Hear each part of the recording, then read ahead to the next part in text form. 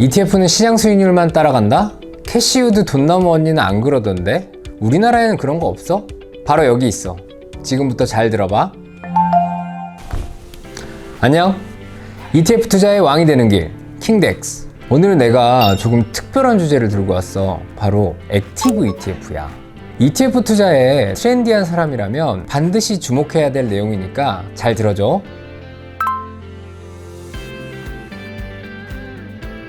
요즘 신문기사에서 자꾸 액티브 ETF라는 용어가 나오는데 그게 기존의 ETF랑 뭐가 다른 거지? 라는 궁금증이 생기지 않아? 내가 지금부터 설명해 줄게. 자, 액티브 ETF를 설명하기 위해서는 먼저 펀드라는 개념에 대해서 얘기를 해야 될 것 같아. ETF를 얘기하는데 갑자기 펀드가 왜 나와요? 라고 당황해 할 수도 있을 것 같은데 ETF라는 게 Exchange Traded Fund, 결국 펀드를 주식처럼 거래될 수 있도록 주식시장에 상장시켜 놓은 게 ETF의 개념인 거야. 그렇기 때문에 사실 ETF 같은 경우에도 펀드의 한 종류인 거야. 자, 그럼 다시 돌아가서 펀드라는 개념에 대해서 잘 한번 생각을 해보자.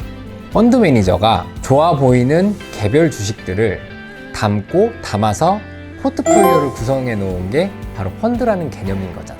그치?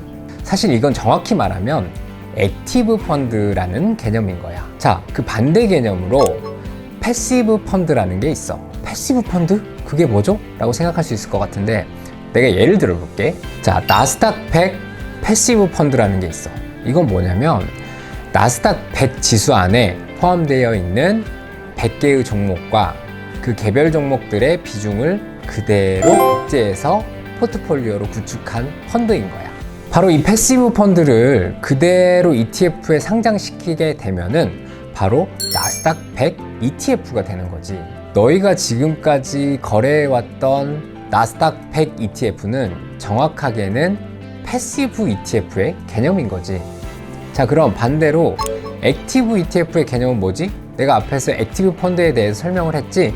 자, 펀드 매니저가 나는 이 주식이 좋아 보여요 라고 해서 담고 담아서 포트폴리오를 구성한 종목이 바로 이 액티브 ETF가 되겠지.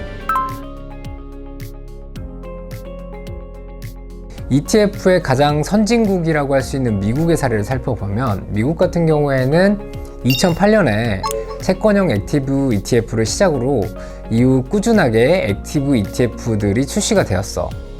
최근 4월 기준으로 보면은 상품수 기준으로 약 550여 개, 그리고 시가총액 기준으로 약 250조 원의 시장 규모를 이루고 있어. 우리나라가 4월 말 기준으로 봤을 때 상품수 기준으로 약 470여 개, 시가총액이 약 58조 원이기 때문에 사실 미국은 액티브 ETF 시장만 하더라도 이미 우리나라의 전체 시장 규모를 뛰어넘은 상황인 거지. 그리고 미국의 액티브 ETF가 결정적으로 가장 크게 성장한 시기는 바로 작년인 2020년도야. 이걸 누가 키웠느냐? 너희가 굉장히 좋아하는 아크 ETF 알지? 바로 이 아크 ETF가 미국의 액티브 ETF 시장의 성장을 견인했다고 할 수 있지. 아크 ETF 중에서 가장 유명한 ARKK ETF 알지? 이 ETF가 사실 2014년도에 상장이 되었거든? 그런데 사실 그 이후에 별로 인기가 없었지. 결정적으로 가장 핫해진 시기가 바로 작년 2020년이고 테슬라의 광폭 상승에 힘입어서 굉장히 큰 인기를 얻게 되었지. 자, 그럼 우리나라 같은 경우에는 어떻냐?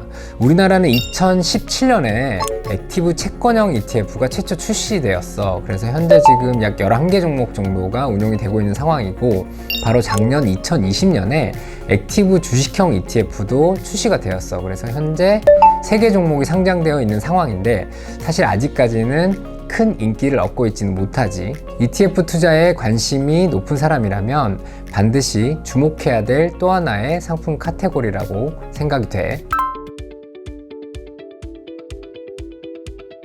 사실 이 부분에 있어서는 액티브 ETF보다 패시브 ETF가 좋아요. 아니면 패시브 ETF보다 액티브 ETF가 좋아요. 이런 개념보다는 각 상품의 장단점을 얘기하고 내가 투자 성향에 맞는 상품을 고르는 게 맞을 것 같아. 일단 기존 패시브 ETF 상품의 가장 큰 장점은 바로 시장 수익률을 그대로 추종한다는 거지.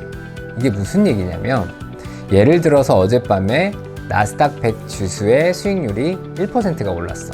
오늘 나의 ETF 수익률은 일단 환율 효과를 제거하면 1%의 수익을 거두게 되겠지. 그런데 액티브 ETF에 투자하고 있다면 나의 수익률이 1%는 아니겠지.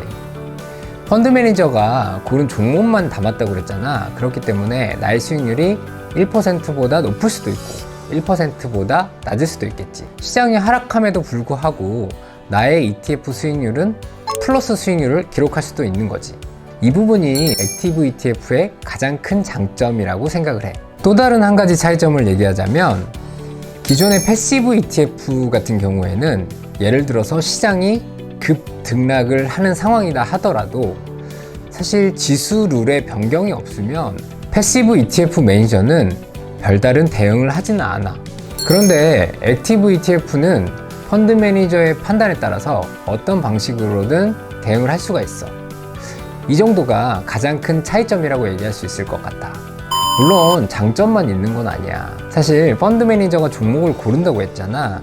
그리고 비중도 결정해야 되기 때문에 기존의 패시브 형태의 ETF 상품보다는 보수율이 다소 높다라는 단점도 있어. 그렇기 때문에 사실 어떤 상품이 절대적으로 좋다 이런 개념보다는 나의 투자 성향이나 나의 선호에 따라서 원하는 상품을 골라서 투자하는 게 좋을 것 같아. 우리 한국투자신탁운용에서는 어떤 액티브 ETF 상품을 선보일지 기대되지 않아? ESG와 친환경 자동차라는 테마로 액티브 ETF 상품을 출시할 예정이야.